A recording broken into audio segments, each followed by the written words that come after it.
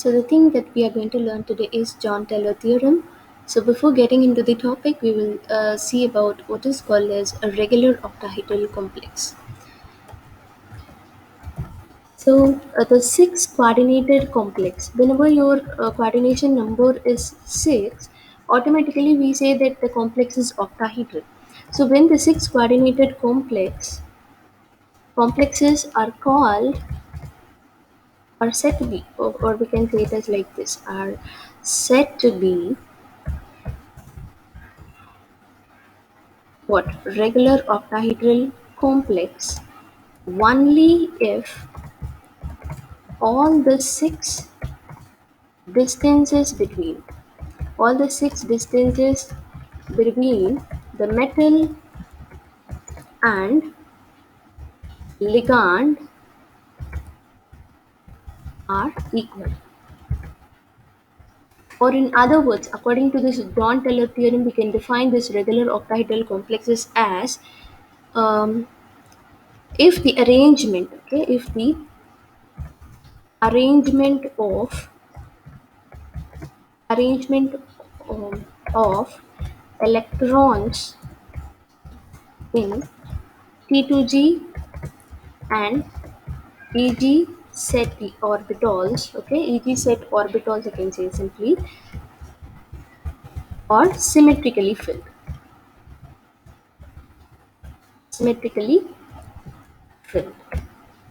Okay, so what is an regular octahedral complex? When the six distances between the metal and ligand are same, then the octahedral complex is regular.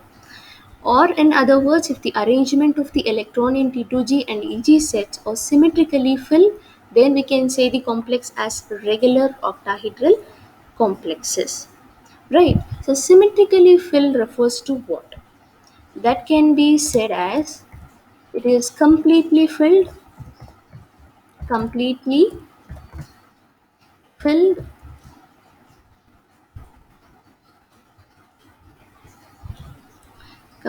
filled, or half filled, or it can be simply empty. Of these three, it can be any combination of these three.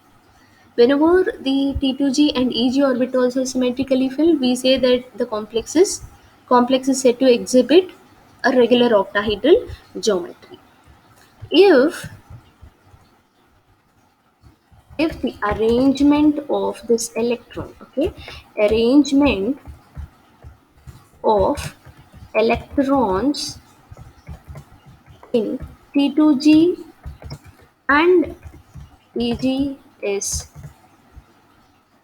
unsymmetrically filled, which is just the opposite of it, okay, unsymmetrically filled, then what would be the case? Any guesses? What happens is this regular geometry will transform into, okay, the regular geometry transform. That means it get converted, okay, will be unstable. Firstly, I can say will be unstable, and it is transformed or converted into distorted geometry.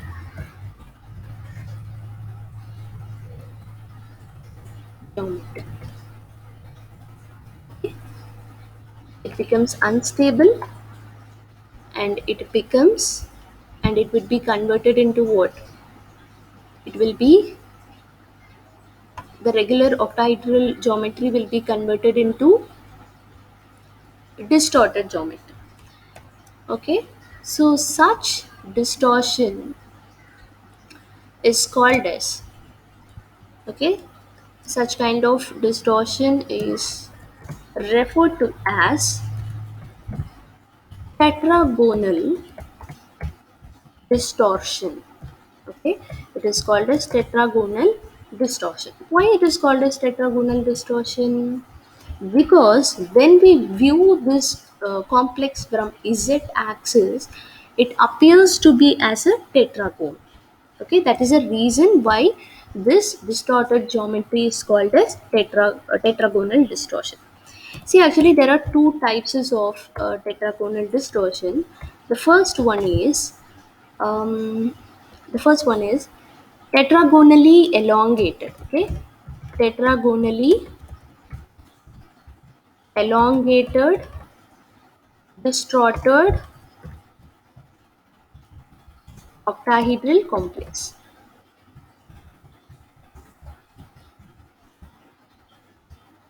And the second thing is, okay, tetragonally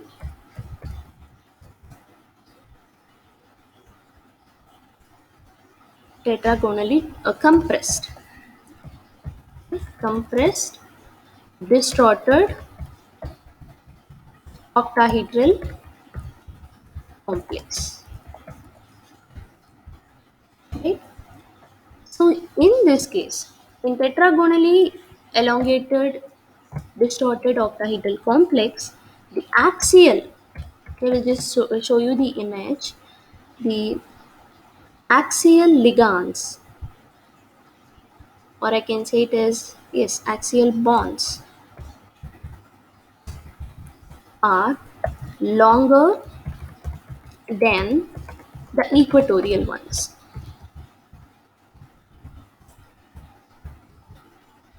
Equatorial bonds.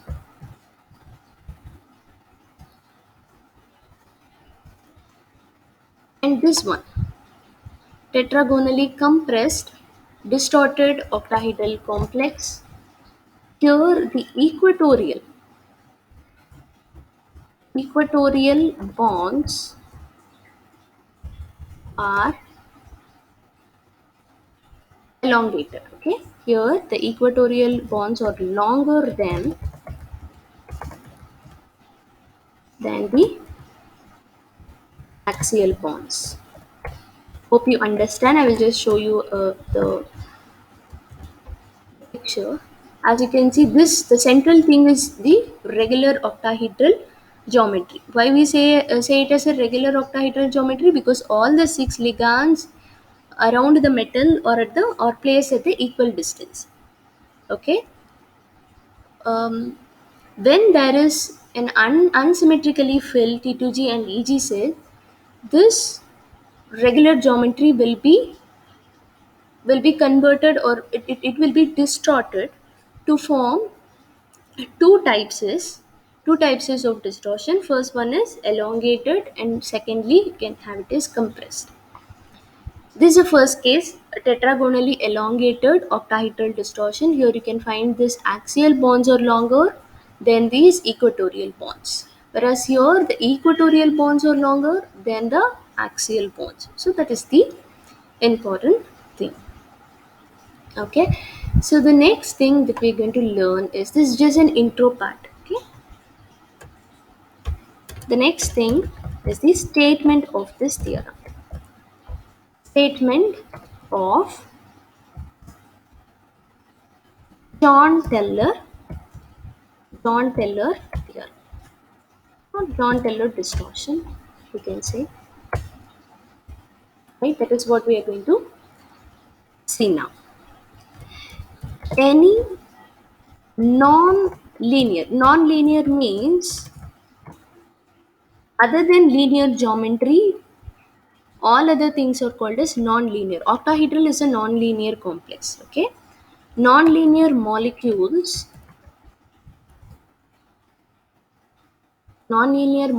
in degenerate electronic state, electronic level. Degenerate means it is nothing but it would be in a same energy. Okay, any non-linear molecule in degenerate electronic state, which is unstable. Only the complex which are unstable will undergo this John Teller distortion. Okay, which is unstable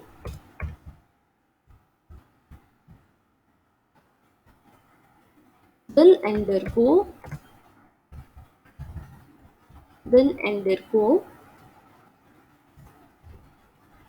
John Taylor distortion to form a system of lower symmetry and lower energy. System of lower symmetry and lower energy. Thereby, what happens? The degeneracy is removed. Yes. So this will be the statement of John Taylor theorem. Okay. It says that the complexes which are unstable will undergo John Taylor theorem. Any nonlinear molecule which is in a degenerate electronic state will be unstable, and it will undergo John Taylor distortion to form a system of lower symmetry and lower energy, thereby the degeneracy, that is the energy level will be the equal energy level will be removed. So there is some condition is there. Okay. um, Conditions, or I can say it as cases involved in John Taylor distortion. Okay, cases involved in John Taylor distortion. The first cases, I will also give you the reason to. Right? If the arrangement of electron in T2G and EG are symmetrical, what happens? When it is symmetrical, no John Taylor distortion. Why there is no John Taylor distortion? Because all the six ligands, all the six ligands it experiences same, experiences repulsion or repulsion, I can say, okay, experiences repulsion of same amount, same amount. This is the first condition. Okay, the arrangement of electrons in Eg and T2G are symmetrically filled. When it is symmetrically filled, there would be no any kind of John Taylor distortion. When it is symmetrically filled, I should say there is no John Taylor distortion. Why there is no John Taylor distortion? Because all the ligands experiences same amount of repulsive force. Second thing is, if the arrangement of electrons in T2G is unsymmetrically filled. Always remember, whenever it is unsymmetrically filled, exposure, that is your John Taylor distortion will happen over there. Okay, unsymmetrically filled. Okay, what happens? There will be a okay, weak John Taylor distortion. Why it is weak? What is the reason? Because the lobes of T2G set,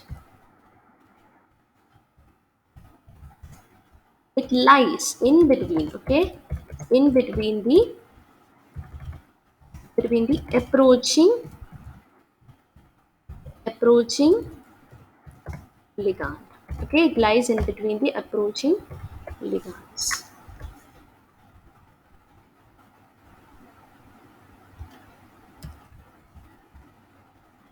Okay, when you are having an unsymmetrically filled, that too the T2G, when T2G is unsymmetrically filled, the John Taylor distortion will be to a slight extent, not to a maximum extent, but to a little extent. Okay, the third case is if the arrangement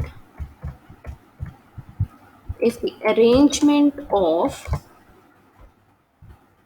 electron electrons, okay, electrons in mm, Eg, okay, Eg is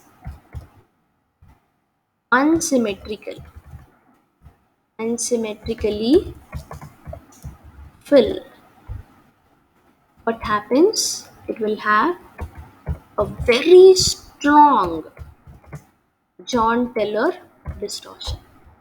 Why there is a very strong John Taylor distortion? Because the lobes of Eg set EG set orbitals, okay, EG set orbitals lie lies, okay, the EG set lies in the path of the approaching ligands, okay, lies directly in the path of approaching ligands. That's it. Okay, so when you will have a strong John Taylor effect, only when EG is unsymmetrically filled. What is the reason? Because the lobes of EG set lies directly in the path of the approaching ligands. That means the lobes are along the axis. It's along the axis. Whereas here it is between the axis. That is the reason. Clear? That's it for this video. Right. In between the axis. Thank you all.